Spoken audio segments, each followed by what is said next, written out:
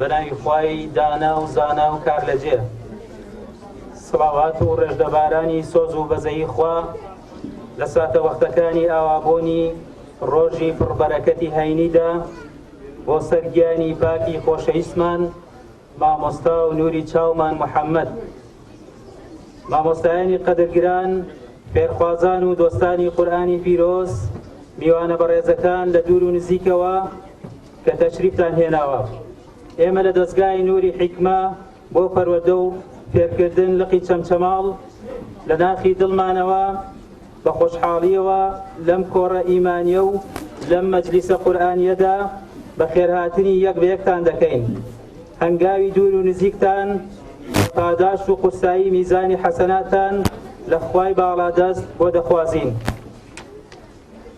ئەمڕۆ دەستگای نووری حیکمە بۆ پەروەردە و ڕۆشنبیری لقی چەمچەماڵ بۆ سێمین جار ئاهەنگی ساڵانەی خۆی بۆ پۆلێکی تر لە شەیدایانی قورئانی پیرۆز تایبەت بە پێدانی مۆڵەتی قورئان خوێندن بە ڕشتەی پەیوەست لە خوێندنەوەی قورئانی پیرۆز بەڕێوە دەبات. سپاسی بێپایان بۆ خوای باڵادەست بۆ هەموو نیعمەتەکانی، بە تایبەت نیعمەتی هیدایەتدان و بەهرەمەندبوون بەوەی کە بتوانین لە خزمەتی پەیامە نازدارەکەی دابین.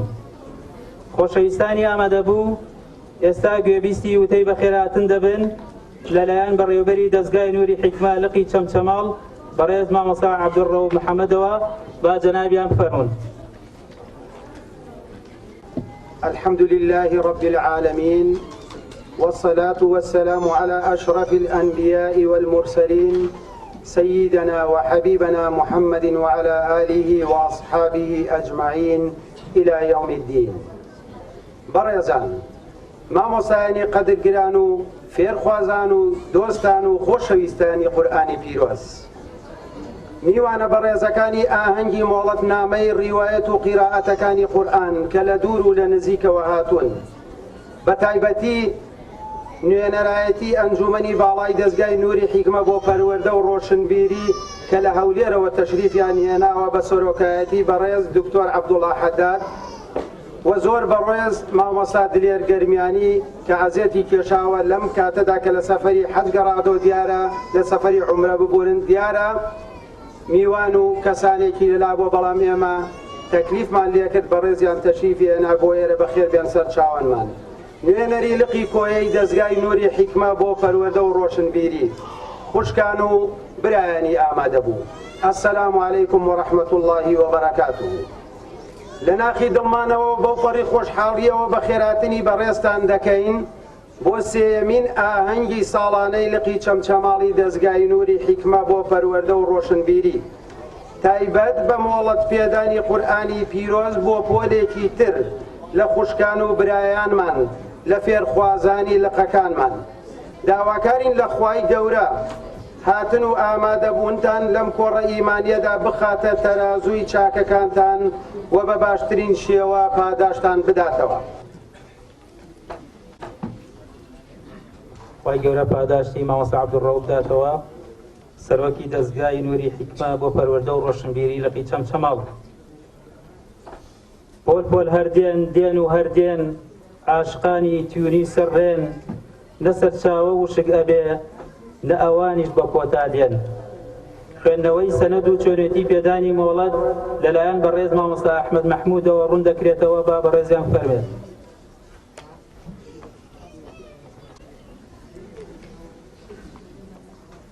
بسم الله الرحمن الرحيم الحمد لله رب العالمين اللهم صل على نبينا محمد وعلى آله وأصحابه أجمعين ربنا تقبل منا إنك أنت السميع العليم وتب علينا إنك أنت التواب الرحيم اللهم اجعل أعمالنا كله صالحا واجعله لوجهك خالصا ولا تجعل لأحد فيه شيئا. بخير هاتني همولا يكتانكين بەڕێزان ئێمە چەند مەرجێکمان داناوە بەڕاستی بۆ ئەوەی هەر قوتابیەک کە قورئانی پیرۆز تەواو کات بەو مەرجانە بۆی بە شێوازێکی جوان قورئانەکە بخوێنێتەوە. سێ مەرجی سەرەکی تەقریبان سێ مەرجمان داناوە، هەر کەسێک ئیجازە وەرەگرێت بەو شێوازە بێت. خاڵی یەکەم ئەبێ قورئانی پیرۆز لە سەرەتای سوورەتی ئەلفاتیحەوە تاوەکو سوورەتی ئەنناس بخوێنێتەوە لای مامۆستایەک، لای یەک مامۆستا بیخوێنێتەوە و هەڵەکانی بۆ ڕاستکاتەوە. پاشان خاڵی دووەم خوێندنی یەکێک لەو پەرتووکەکانی تەجوید کە بابەتی تەجویدی تیا ئێمە کتاب التەفسیر ئەوەی شێخ ئەحمەد خورشیدمان داناوە ئەبێ قوتابەکە ئیمتیحانی تێدا بکا بە دەرس بیخوێنێت و ئیمتیحانی تێدا بکا و نمرەیەکی بەرزی تێدا بێنێ لە 85 کەمتر نەبێت. پاشان یەکێتر لەو خاڵانە لەبەرکردنی 5 جوزء یا 3 جوزء لە قورئانی پیرۆز بەپێی تەمەن. پاشان هەڵسەنگاندنی ئەو کەسەی کە ئیجازە وەرئەگرێت ئەبێ لەلایەن لیژنەیەکەوە لیژنەیەکی سێ کەسیەوە هەڵسەنگاندنی بۆ بکرێ بزانێ ئەم قوتابێ شانی ئیجازە پێدانە ئایا خوێندنەوەکەی گەشتۆتە ڕادەی ئەوەی کە ئیجازەی پێ بدرێت ئەو کاتە مۆڵەتی پێ دەرگێت. ئەو سەنەدانی کە ئێمە ئیجازەی پێدەین ئەم برایانە ئیجازەیان پێداوە بە چەند سەنەدێک یەکێک لەوانە شيخ سعد محمد بن أحمد بن زنگنە کە من لای ئەو مامۆستا بەڕێزە قورئانی پیرۆزم خوێندەوە بە هەردە قیرائەتەکە. پاشان ئەم زۆربەی قوتابیەکان لە ڕێگەی مامۆستا شێخ سعدەوە بە سەنەدی ئەو ئیجازەکەمان بۆیان نووسیوە. بێگومان ئێمە ئەو قورئان خوێندنەمان یەک سەرەتای دەستپێکردمان من و مامۆستا ڕۆبیتان و هەندێک لە مامۆستاکان لای قوتابی شێخ ئەحمەد خورشید خوێندومانە ئەویش بە سەنەدی خۆی کەواتە من و مامۆستا ڕۆبیتان و هەندێک لە مامۆستاکان لە ڕێگەی شێخ ئەحمەدەوە قورئانمان خوێندەوە بۆ سەنەدەی کە نووسراوەتەوە لە سەنەدەکەیە. مامۆستا شەوکەت ئەو لای مامۆستا عەدنان حەمەگۆر قورئانی خوێندووە ئیجازە ئەدات بە مامۆستا عەبدولعەزیز بە قیرائەتی ئیبن کەثیر. هەروەها دادە ئارەزش بە ڕیواەتی حەفظ ئیجازە ئەدا بە دادە هودا. پاشان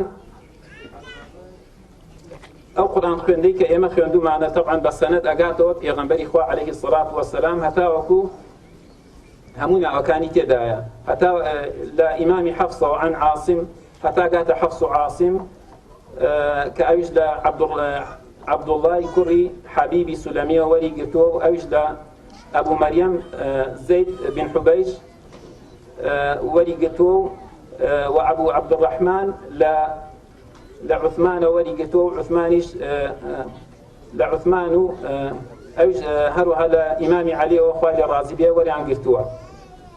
هەروەها لە ئوبەی کوڕی کەعبەوە و لە زەیدی کوڕی ثابتەوە و لە عەبدوڵای کوڕی مەسعودەوە ئەم قورئان خوێندنیان لە پێغەمبەری خوا صلی الله علیه وسلم وەرگرتووە و پێغەمبەری خوای صلی الله علیه وسلم لە جبریلی وەرگرتووە و جبریلیش لە لای خوای گەورەوە لە لەوح المەحفوظەوە هێناوەتی. والحمد لله رب العالمين. السلام عليكم ورحمة الله. پەیامەک تۆ ڕووناکی ژیانمی هێز و پێزی ویژدانمی خۆرەتاوی ئیمانمی هاوڕەی شەو و ویردی بەری بەیانمی گەر من خوێنی بانگەواز بم وا تۆ دڵی من هەنجی هەڵاڵ و دۆز بم ئەتۆش گوڵی لە ناسکی شاکارتدا شیعر و پەخشان شەرمەزارم هەر وەکو تەرزی سەرچڵی ئای چەند شیرین داڕێژراوی چەندە زوڵاڵ و پاراوی تۆ ئەو ڕێژنە بارانە بووی لە بیابانێکی وشکا زەوی دڵانت نەرم کرد دیوەخانی ساردی ژیانت گەرم کرد مرۆی چوختی وەک دڵندەت بە ویقار و پڕشەرم کرد ئەوانی پێت ئاشنا دەبوون لە ناخەوە دەیانزانی ئەتۆ پەیامی ئاسمانی نێردراوی خوای میهرەبانی بۆیە واشی و جوانی ئەها وەرەقەی ئوفتادا کە سوورەتی عەلەقیان بۆ خوێند یەکەم جار فرمێسک بەڕیشی سپیدا چۆڕایە خوار ئینجا فەرمووی خۆزگە دەمام دەبووم بەبەر دەبووم بەدار بۆ دیواری ئەم قورئانە دەخرامەکار بۆ خاوەنی ئەم پەیامە دەبووم بە شاگرد و دەستبار ئەی بۆ مەگەر سەدای ئاوازە ناسکەکەی قورئانەکەی جەعفەر نەبوو لە حەبەشەی وێرانەدا نەجاشی خستە شین و زار ئەم قورئانە ڕازێکی پڕ لە حیکمەتە نورە و شیفایە و ڕەحمەتە دەلیلە هەم هیدایەتە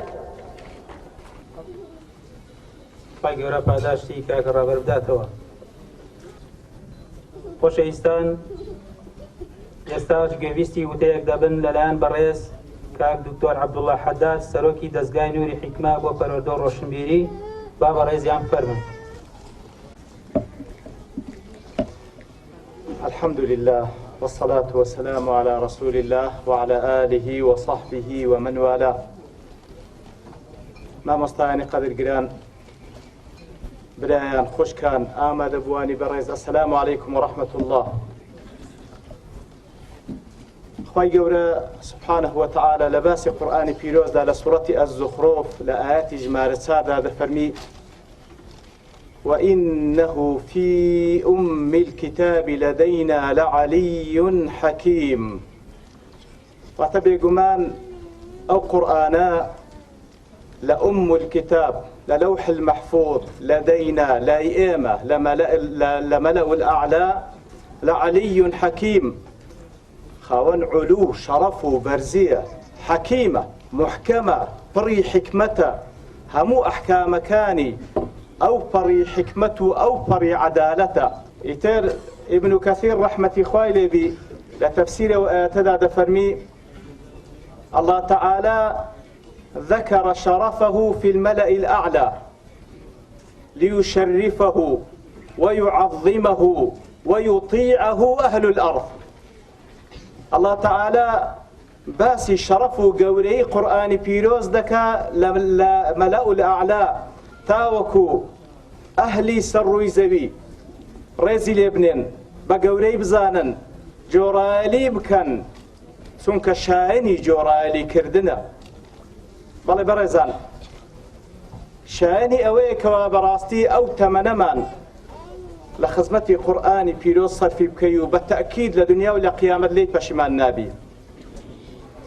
کاتێک کە لە خزمەتی قورئانی پیرۆز دەبی کە کتابێکی مبارەکە بە تەئکید بەرەکەت دەخاتە تەمەنت، دەخاتە عیلمت، دەخاتە عەمەلت، ئیتر ڕوحێکە و نورێکە بەڕاستی بەبێی قورئان و دوور لە قورئان ئەو ئینسان ئەگەر بە ظاهریش لە ژیاندا بەڵام بە مردوو حسابە و بەبێی قورئان لە تاریکاییەکانی شوبهات و شەهەواتدا دەژیێ مەگەر خوا سبحانه وتعالى وەکو دەفەرمی ومن لم يجعل الله له نورا فما له من نور. خوای گەورە و نورەمان پێ ببەخشی. قورئانی پیرۆز شایانی ئەوەی کەوا گرنگی پێ بدرێ ڕەحمەتێک لەلایەن پەروەردگارەوە. ئیتر تاوەکو نەعوذ بالله نەگەینە ڕۆژگارێک کاتێکەوە قورئانی پیرۆز بەو شێوەی کە پێویستە تەقدیر نەکرێ، بەو شێوەی کە پێویستە ڕێزی لێ نەدرێ، بەو شێوەی کە پێویستە نەخوێندرێتەوە و کاری پێ نەکرێ، ئەوە وەکو لە حەدیثی پێغەمبەردا هاتیە صلی الله عليه وسلم وەکو ئیبن مەسعودیش خوای لێ ڕازیبی دەجێڕێتۆ لۆمان شەوێک بەسەر قورئان دادێ لە بۆ بەیانیەکەی یەک پیت و یەک ئایەت نە لە موسحەفەکان دەمێنێ نە لە دڵی کەسێکدا دەمینێ. خوای گەورە بەرزی دەکاتەوە. خوا پەناماندا بگەینە ئەو ڕۆژە لەبەرەوەی قورئانی پیرۆز وئینەه لەکیتاب عەزیز خاوەن مەکانەتە لای ئەڵڵا تەعالا پارێزراوە. ئەگەر بگاتە ڕۆژگارێک کەوا کەسانێک بەو شێوەی کە پێویستە ڕێزی لێ نەنێن خوای گەورە بەرزی دەکاتەوە سبحانه وتعالى. ئیتر دنیا خێری پێوە نامینێ. خوا پەناماندا. لێ بەڕاستی برایانمان خوشکانمان لێرە و لە هەر جێگایەک کاتێکەوە گرنگی بە قورئانی پیرۆز دەدەن بەڕاستی جێگای دەستخۆشیە، جێگای ڕێزلێنانە. ئەوانەی کەوا لە خزمەتی قورئانی پیرۆزدا سەمامی ئەمانن لەوە بەردەوامبوونی ژیان. ئەگەر ئەوە نەمێنێ لەو خولیەت لە قولیبەت بەڕاستی ژیان بەردەوام نابی. خوا پەناماندا. دوێ دەستخۆشی لەو مامۆستا بەڕێزانە دەکەین لە موجیز و لە موجازەکان خوای گەورە لێیان قبول کە بەرەکەتداری بکە و هەروەها دەستخۆشی لە بەڕێوەبەری لق و دەستەی کارجێڕی لق دەکەین خوای گەورە پاداشتی هەموو لایەکیان بداتەوە. و هەروەها وەکو ئامۆژگاریەک والدین النەصیحە بەبیریان دێنمەوە ئینشاء الله یەکەم شت لە بۆ خۆم ئەو جدوالۆ ئەوان و لۆ هەموو بەڕێزێک کە جوێی لە دەنگمە ئەوەی کە خەریکن لە قیراءات شتێکی زۆر پیرۆزە بەو شێوەی بخوێنیەوە کە لەلایەن پێغەمبەرەوە صلی الله عليه وسلم خوێندرایتەوە کە ئەویش لە جبریلەوە عليه السلام و کە ئەویش لە رب العالمین ئیتر شەڕەفێکی گەورەیە لە سەنەدێک بی کەوا بگاتەوە رسول الله صلی الله عليه وسلم بەڵام پێویستە لەگەڵەوەش بزانین کەوە ئەوە هەمووات بیسەرشانمان نییە بەرامبەر بە قورئان ئەو بەشێکە و زۆریش گرنگە بەڵام لەگەڵ ئەوەش پێش هەموو شتێک ئەگەر بە ئیخلاسەوە نەبی بەو شێوەی کەوا لە بینی خۆمان خوا سبحانه وتعالى خۆمان یەکلا نەکردبتەوە ئەوەمان بەبیر بێتەوە کەوەکو پێغەمبەر صلی الله عليه وسلم دەفەرمی یەک لەو سێ چینەی کەوا لە سەرەتادا جەهەنەمیان پێخۆش دەکرێت قوڕائەکانن خوا پەناماندا حامیلی قورئانن بەڵام لە بۆ خوا نەبووە خوا پەناماندا و هەروەها بەبیریان دێنمەوە کەوە بەڕاستی وەکو خوای گەورە سبحانه وتعالى لە باسی ئەهلی کتابدا لە سوورەتی ئەلبەقەرەدا دەفەرمی ومنهم أميون لا يعلمون الكتاب إلا أماني وإن هم إلا يظنون خوای گەورە کە باز لە ئەهلی کتاب دەکاتن دەفەرمی کەسانێکیان تێدا نەخوێندەوارن هیچ لە قیتابی خوای گەورە نازان إلا ئەمانی کەوا بە چەند شێوەیەک لێک درایتەوە یەک لە شێوازێ لێک درا ئەوانی کەوا پێی لێک درایتەوە لە نێوان مفەسرین دەفەرم ئەمانی بە معنای قیراءە هیچ لە کتێبی خوا نازان تەنها قیراءە نەبی کەواتە ئەو وەکو ئیبن عوثەیمین ڕەحمەتی خوا لێ دەڵێ ئومی هەیە هەر نازانی بخوێنیتەوە نەخوێندەوار بەڵام نەخوێندەوار هەیە چاک دەیخوێنیتەوە بەڵام عەمەلی پێ ناکە خوای گەورە ئەویش بە نەخوێندەوار دانا خوا پەناماندا لێ بەڕاستی پێویستە فعلەن لە پاڵ خەریک بوونمان بە قیراءەتەکەی خەریکی تێگەیشتن و تدبر بین لە قورئانی پیرۆز لە بەروی قورئانی پیرۆز کتاب أنزلناه مبارك ليدبروا آياته وليتذكر أولو الألباب قورئانی پیرۆز یەک لە مەبەست و مەقاصدەکان کەوا لەسەر ئێمە پێویستە تدبری تێدا بکەی و هەروها پێویستە بزانین کەوا مەقسەدی ئەخیریش لە قورئانی پیرۆز کار پێکردنیتی ئەگەر کار بە قورئانی پیرۆز نەکەی بەڕاستی مصیبەتێکی گەورەیە إن كنت لا تدري فتلك مصيبة وإن كنت تدري فالمصيبة أعظم ئەوەی کە نازانی لەوانەیە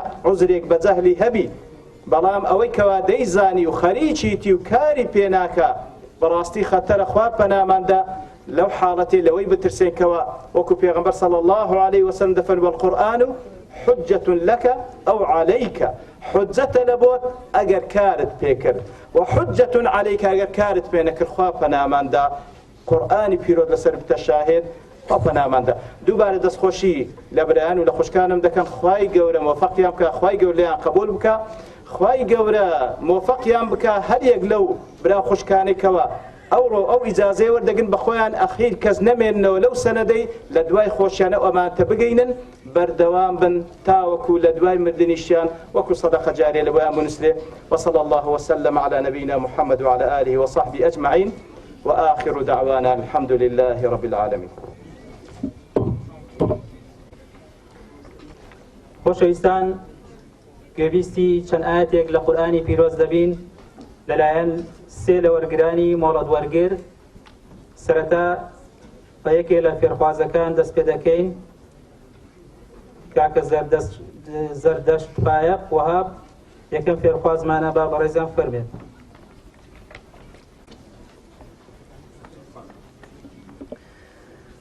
أعوذ بالله من الشيطان الرجيم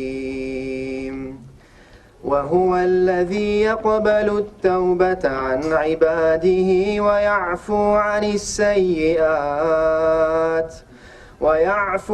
السيئات ويعلم ما تفعلون ويستجيب الذين آمنوا وعملوا الصالحات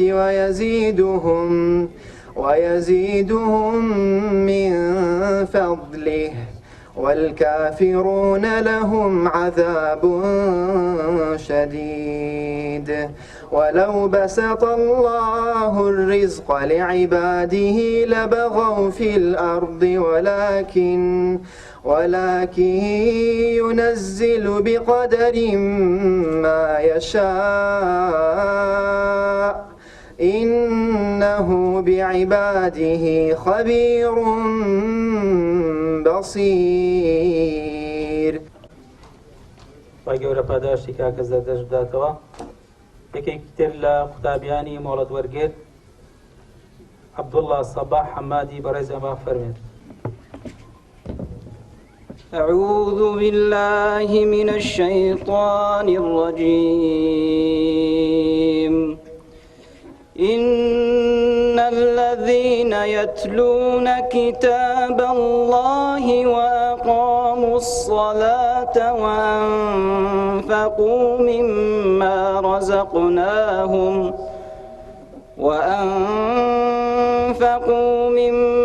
رزقناهم سرا وعلانية يرجون تجارة لن تبور ليوفيهم أجورهم ويزيدهم من فضله إنه غفور شكور. والذي أوحينا إليك من الكتاب هو الحق مصدقا لما بين يديه إن الله بعباده لخبير بصير. خی گەورە پاداشی کاک عەبدوڵڵا بداتەوە. خۆشەویستان، مۆڵەت وەرگری سێمان کاک ئاراز ڕەحیمە با بەڕێزیان فەرمێت.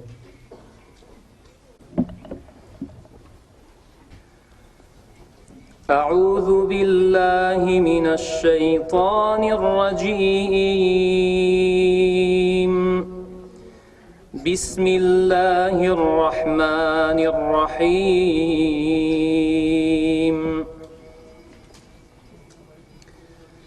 لا يستوي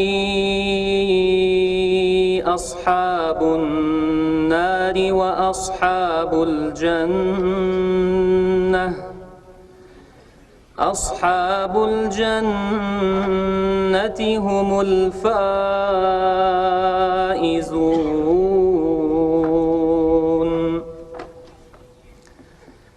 لو أنزلنا هذا القرآن على جبل لرأيته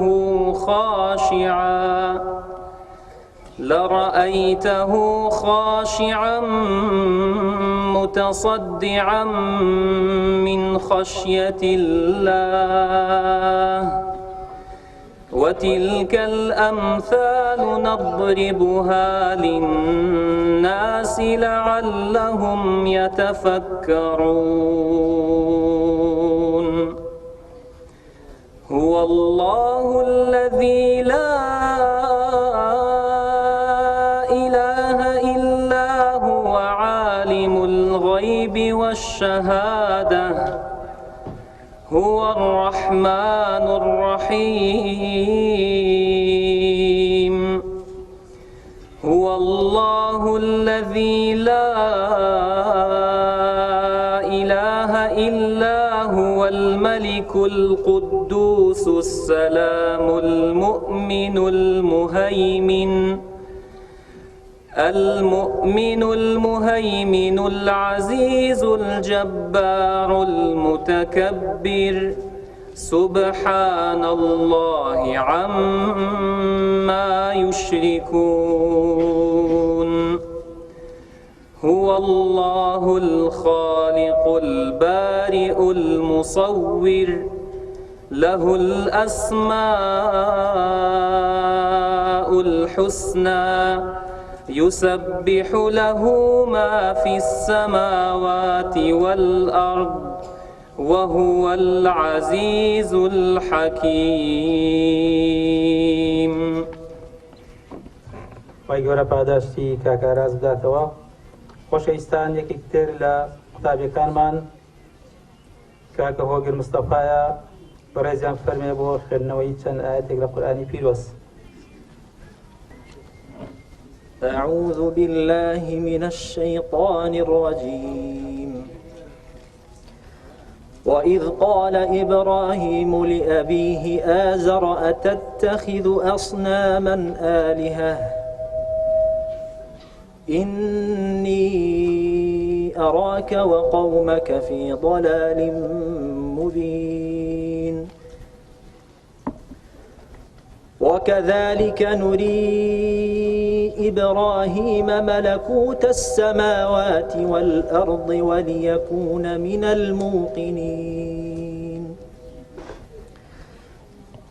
فلما جن عليه الليل رئي كوكبا قال هذا ربي فلما أفل قال لا أحب الآفلين.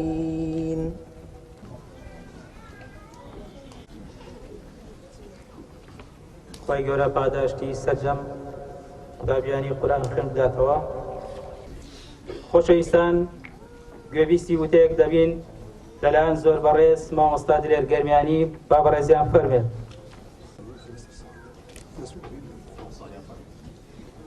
السلام عليكم ورحمة الله وبركاته.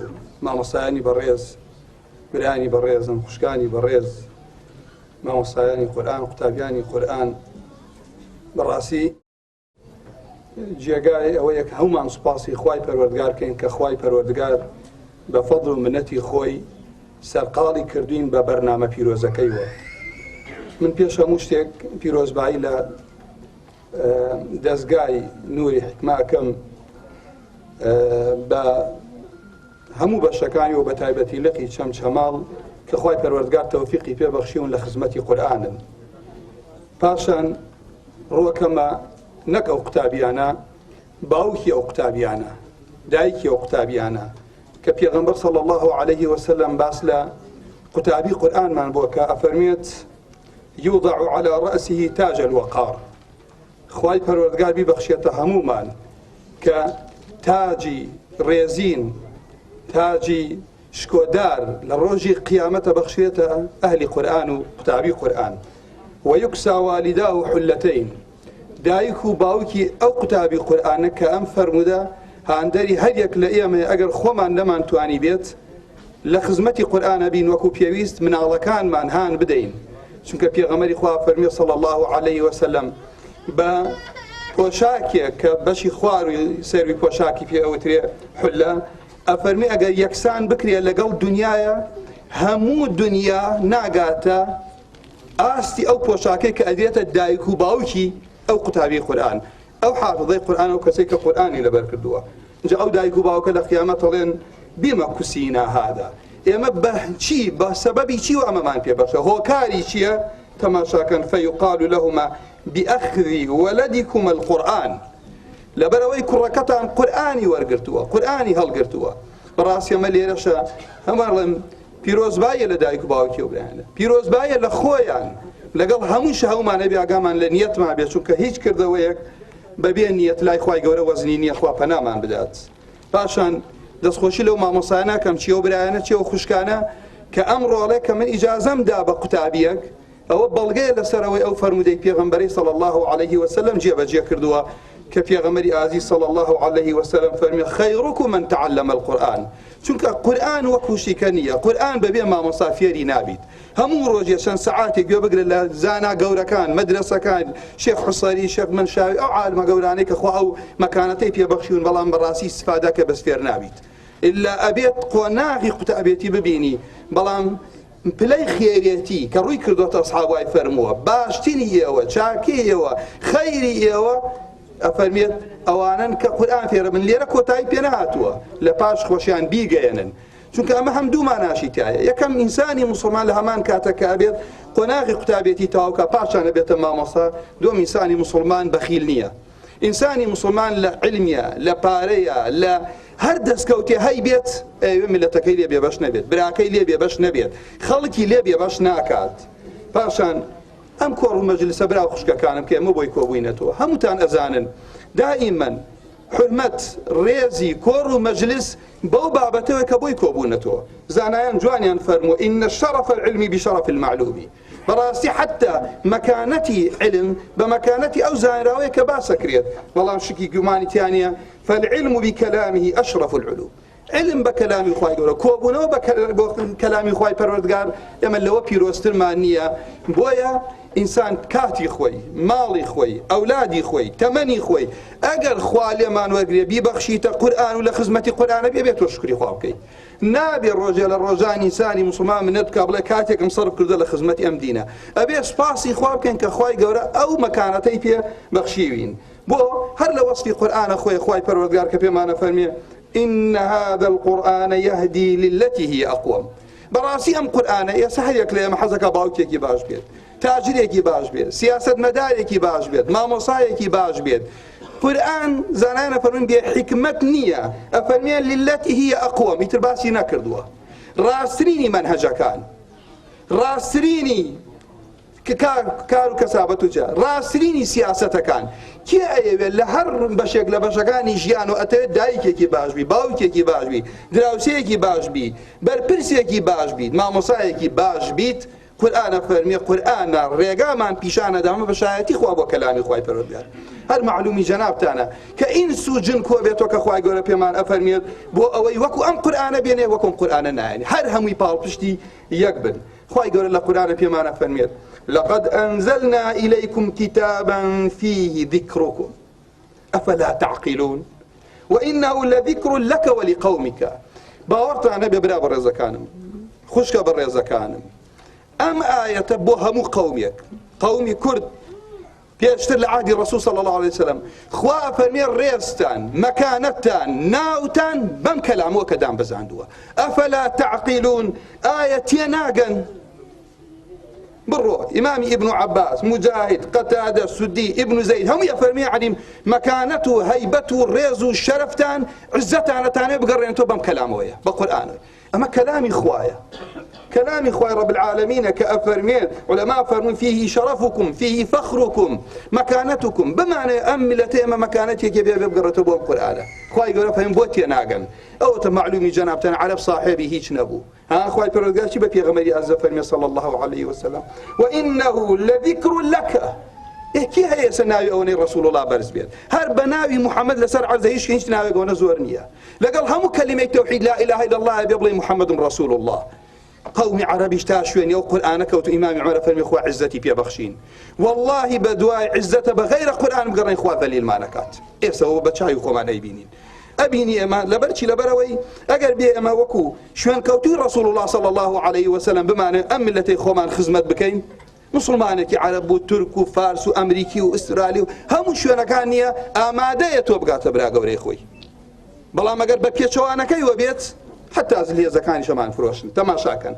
أو أما كلامي رب العالم علماء فرمون فيه ذكركم أو في يوم وصانك ما وصاي عربين أزان الله بكبيش كوتوا يعني مكانته منزلة خاص تايبته من قرآن تتيبقا جالي لو من أمام بابتك لا وصف قرآن أخوشتان معلومة إيسا عرب فخري بيو قبل الصلاح دين لمنها كرد فخري بيو قبل لمنها ترك فخري بيو قبل لمنها هموي آماده بونيا قياداتي جورا يكي وكو ابن قدامي مقدسي عالمي كتابني علماء فرمندي العلماء رأيان وايا بهيسترين كتاب لفقه وسرابة مغنية جندي بوا لجيش صلاح دينه أو عالم قوله لبر أويك أو كاتيك توهاتي بمدينة كرد خلق آماده خوا أو قبولة ذاتيه خواي پروردگار أو قبولة ذاتيه بوي أبو ذر فرمي بيغمري آيزة فرمي صلى الله عليه وسلم إنكم لا ترجعون إلى الله بشيء أفضل مما خرج منه حتى أبو قرانو من بو قيامت من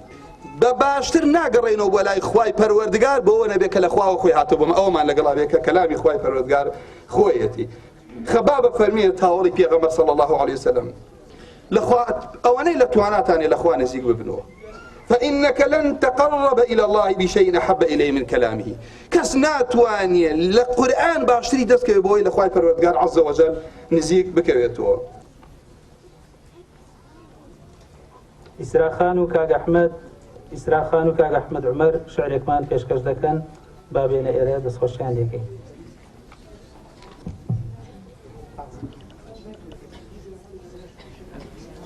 من بۆ بێ ئومید بم لە ژیان بۆ سپاسی نەکەم خواجان پێی بەخشیوم جێگەی قورئان نوری حکمت دڵی هەمووان جێگەی فێربوونی قورئانە هەم جێگای ئاکاری جوانە هۆی ڕازیبوونی ڕەحمانە جێی دڵخۆشی دەربابمانە ڕێگای گەیشتن بە فورقانە کی لێرە بێ شادومانە.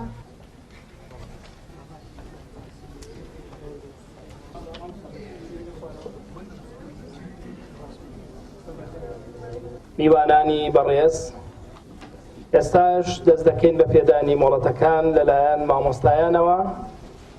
سەرەتاش داوا لە بەڕێز مامۆستا مامۆستا ئەحمەد مەحموود دەکەین، جەنابیان فەرمێت بە پێدانی مۆڵەت بۆ خوێندکارەکانیان.